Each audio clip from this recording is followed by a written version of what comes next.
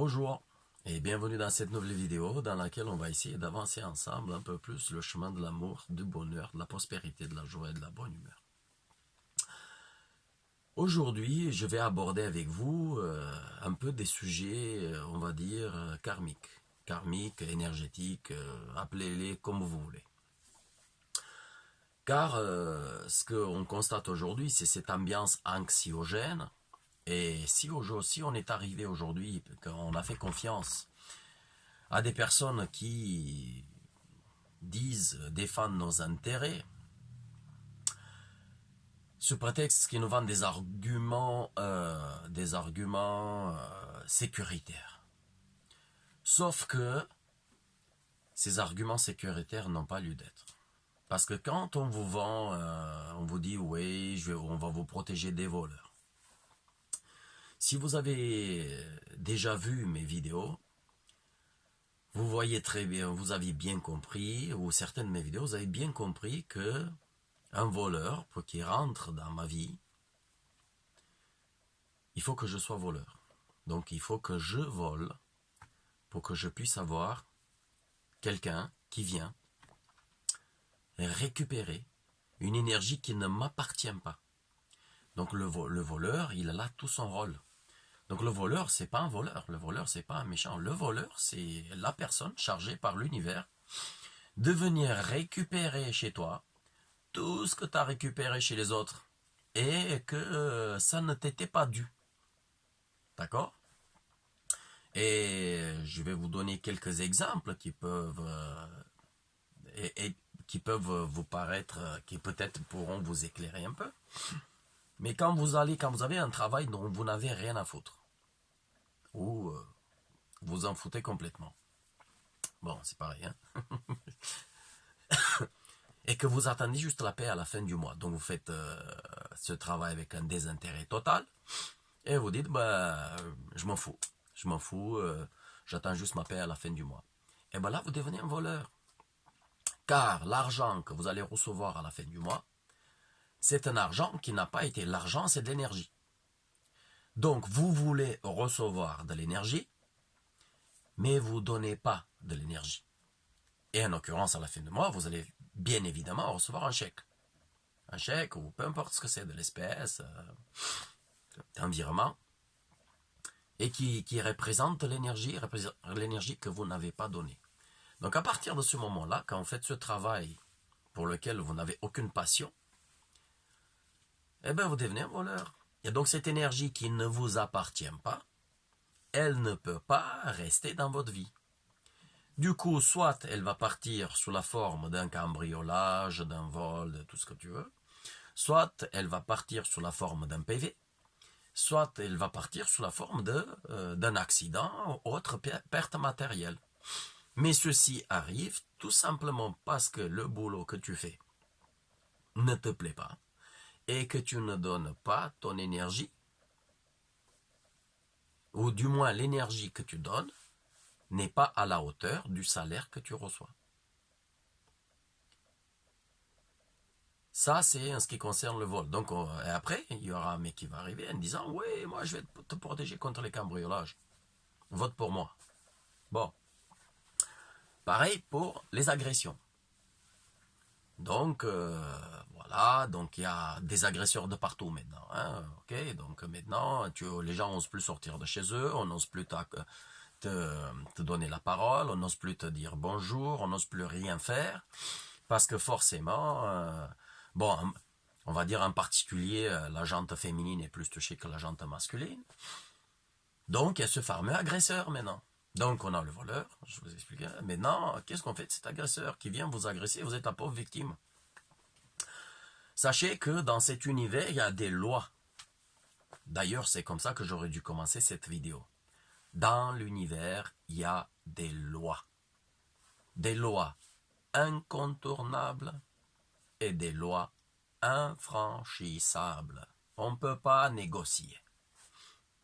Et une de ces lois, c'est la loi cause à effet, la loi de l'attraction. Mais il y a encore quelque chose qui se passe dans la vie des gens, c'est qu'on est enfermé Moi, je dis souvent aux gens avec qui je parle, je dis, on est enfermé dans une coque en titane. Tout ce que tu échanges avec ton environnement, c'est pour toi. Tout ce que tu donnes au monde, c'est pour toi. D'accord? Donc à partir du moment où tu es agressif, même dans tes rêves, d'accord? Dans tes pensées, à partir de là, tu crées l'agresseur. On ne peut pas venir t'agresser. Jamais personne. Le seul qui peut t'agresser, c'est toi-même. Pour que tu puisses se faire, il faut que tu sois agressif. Car imagine-toi que tu es dans une coque en titane et que tu tires au pistolet sur les murs. Donc qu'est-ce qui se passe? Ta balle partira nulle part. Qu'est-ce qui arrive selon les lois de l'univers? Cette balle que tu tires, elle te revient dessus. Ces flèches que tu essayes d'enfoncer dans le cœur des autres, ces couteaux, ils te reviennent dessus. Tu ne peux pas sortir de ta coque en titane. Donc, si demain tu te fais agresser, après ça peut être karmique aussi. D'accord? Ça doit être un contrat d'une autre vie. Parce que, attention, si vous avez décidé par rapport, si dans ta vie précédente, tu as eu un comportement pourri avec tout le monde, et tu as agressé tout le monde, dans cette vie, il faut que tu reprennes un peu de l'agression, allez, au 10%, on va dire, de l'agression que tu as exercée à l'encontre des autres. Donc, l'idée principale est que tu reçois uniquement ce que tu donnes à ce monde. Et ça n'engage que moi. Donc moi, du moins, je vois les choses comme ça. D'accord? Et je fais attention où j'envoie mes pensées. Je fais attention, qu'est-ce que je regarde comme film?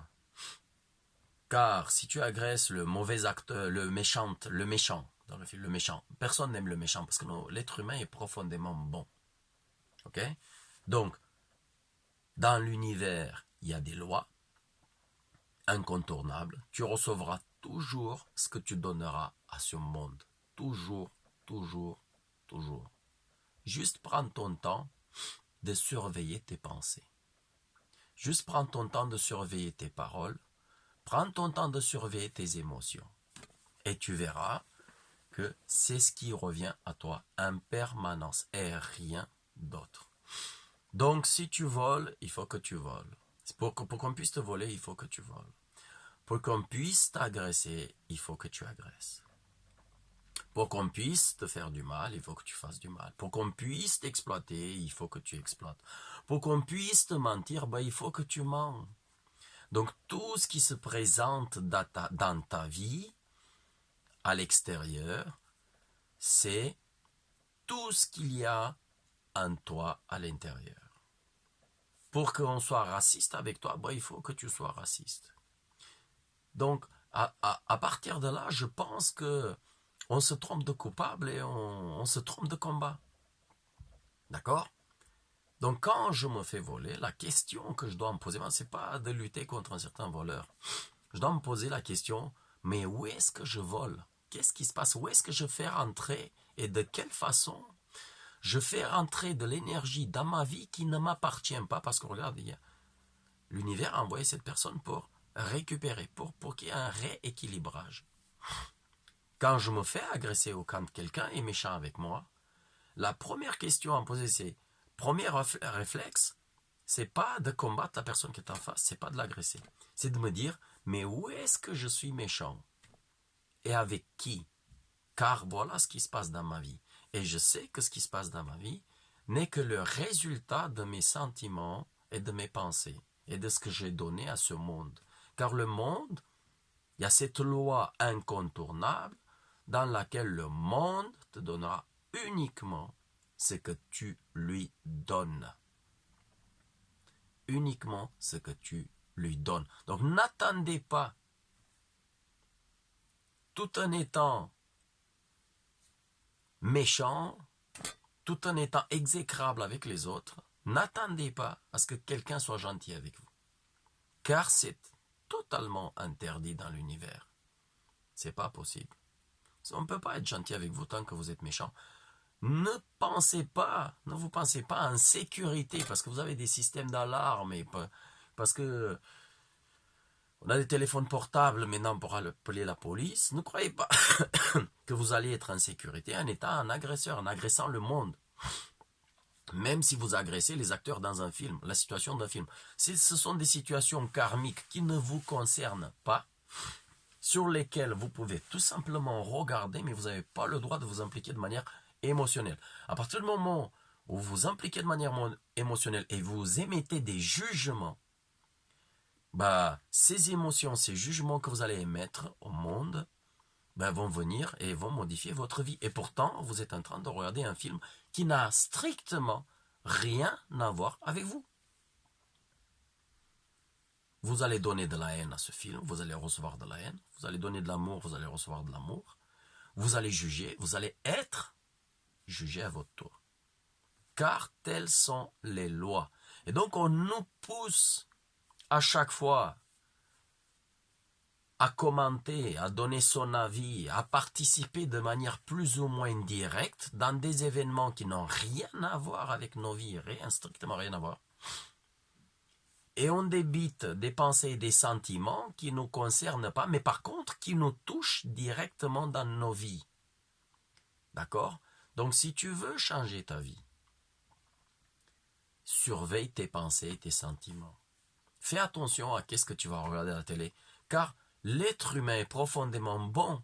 Forcément, si tu vas voir un film avec un méchant, forcément, tu ne seras pas bien. Tu ne pourras pas rester neutre comme ça et regarder. D'accord? Forcément, tu vas t'impliquer de manière émotionnelle. Mais là, l'univers ne comprend pas pourquoi tu dégages ces émotions. Il ne va pas dire, attends et regarde un film. L'univers est vibratoire. Donc, il lit dans tes vibrations, il lit dans ton cœur, il lit ce que tu vibres. La haine, le désespoir, l'injustice. Ce que tu vibres, c'est ce qu'il va te donner. Tu vibres la haine, il va te donner encore plus de haine. Tu vis le désespoir, il va te donner plus de désespoir. Tu vis l'injustice, il va te donner encore plus de cas d'injustice. Jusqu'à ce que tu vas te auto-détruire. D'accord? Et après ça, il y a des gentlemen qui viennent te proposer de te défendre à condition que on te vend cette insécurité totale. Tous ces voleurs qui vont venir apporter atteinte à tes biens bien acquis, ça c'est impossible. Impossible. Lis bien sur mes lèvres. Impossible. Peut pas. Tu voles pas, on ne peut pas te voler. Tu agresses pas, on ne peut pas t'agresser. Donc tu n'as pas besoin de vendre ton âme, car quand tu votes après pour quelqu'un, parce que tu penses qu'il va régler le problème de l'immigration, mais ceci, c'est karmique, ce sont des problèmes que personne ne pourra régler. Tant que la France est allée coloniser d'autres pays, leur prendre leurs richesses, tuer leurs citoyens, d'accord? Automatiquement, ces gens-là viendront en France et ils commettront les mêmes méfaits que nos grands-pères, nos grands-mères, nos ancêtres, voire nous-mêmes aujourd'hui. Vous avez l'armée qui va soi-disant pour vous défendre en Afrique. Mais on sait très bien que ce n'est pas pour vous défendre, on sait très bien que c'est pour voler les ressources naturelles. Pour maintenir ces pays dans la pauvreté. C'est automatique, ça nous revient dessus. Automatique. Donc, ces personnes qui disent, oui, moi je vais tout arrêter, mais ils ne peuvent pas, ils peuvent faire ce qu'ils veulent, ils ne le pourront jamais. Pour que tout ça s'arrête, il faut que la France, tous ces pays riches, arrêtent d'aller voler les pays pauvres. comme ça, les gens des pays pauvres, qui en réalité ne sont absolument pas pauvres, sont plus riches que riches, mais on les garde dans cet état de pauvres pour qu'on puisse avoir des femmes de ménage, d'accord, et des esclaves à moindre coût.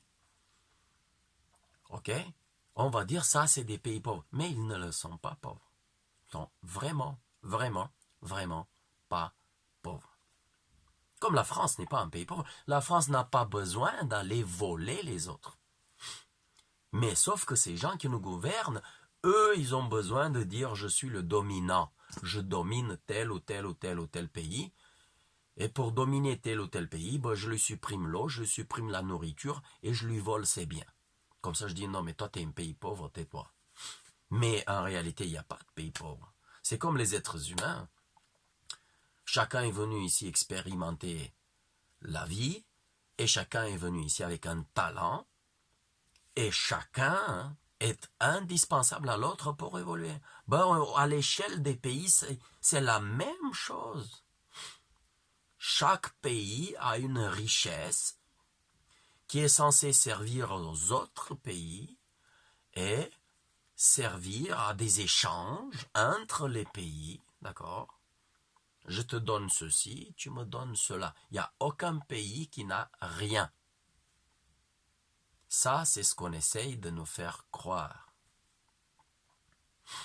Et à partir de là, on prend un otage et on dit, ouais, lui c'est un Africain, lui c'est un Mexicain, c'est des pauvres là-bas.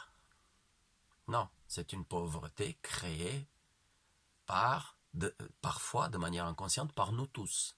Car consentant, on donne notre consentement à ce bon gouvernement bienveillant pour aller voler. Et j'en en participe en rentrant dans l'armée, dans la police, dans la gendarmerie. D'accord? Qui d'ailleurs, je me pose la question, avec tout ce qui se passe aujourd'hui, et avec ce qu'on essaie de nous faire croire, que ces gens-là sont là pour nous défendre, je me demande, mais avec tout ce qui se passe, où est la police, où est la gendarmerie? Où sont cette police scientifique, d'accord? Ou la section de recherche de la gendarmerie? Et comment est-ce possible qu'aujourd'hui, où sont ces gens-là aujourd'hui, alors qu'on est en train d'assassiner les personnes âgées dans des EHPAD, et on est en train d'assassiner des jeunes et des vieux, tout âge confondu maintenant, des mères de famille, des nourrissons, avec des drogues, d'accord, avec des produits chimiques, avec des produits pharmaceutiques, avec des produits vaccinaux, et on ne dit rien. Pas de lien. Aucun lien. Bah, il est mort. Bah, pas de lien. Oh, il se passe rien circuler. Rien à voir. Donc, posez-vous la question, et je me pose la question personnellement, qui n'est qu'une question de bon sens, de la vraie utilité de ces soi-disant forces. Est-ce que c'est des forces qui appartiennent à la force, ou c'est des forces qui appartiennent à l'empire? Est-ce que c'est des gens qui sont là pour nous protéger, ou est-ce que ce sont des gens qui sont là pour protéger les intérêts des puissants, tout en nous faisant croire qu'ils sont là pour nous protéger, car c'est nous qu'on paye. Parce que là, on est serré le dindon de la farce. Donc on nous fait payer les plus puissants, ils se sont créés une armée, et c'est nous qu'on la paye. Tout bénef. D'accord? Donc nous, on paye les gendarmes avec nos impôts, les gendarmes, la police et l'armée. Et ces gendarmes, police et armée sont là pour défendre les intérêts des gros industriels. D'accord? Car ça n'est pas possible. C'est tellement visible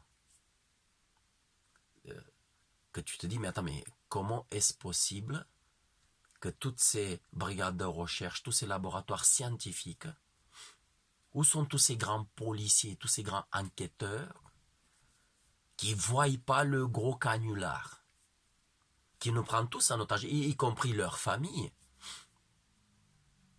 Je ne comprends pas cette léthargie. Je ne comprends pas cette inconscience. Comment on peut être aussi idiot, aussi stupide, et de défendre des intérêts de quelqu'un qui est en train de tuer mes parents et condamner ma famille à perpète.